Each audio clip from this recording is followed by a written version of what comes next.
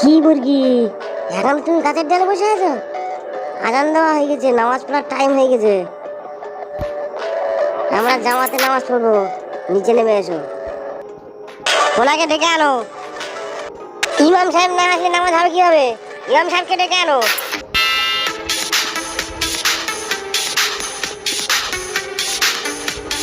ইমাম সাহেব ওই গাছের তলে আছে, ওই যে দাঁড়িয়ে আছে, ওকে ডেকে আনো, তারপর নামাজ হবে। ইমাম সাহেব লাগবে না, তুমি নিজে নেমে আসো, আমি আর তুমি নামাজ পড়বো। সাহেবকে ডেকে আনো, তারপর নামাজ হবে।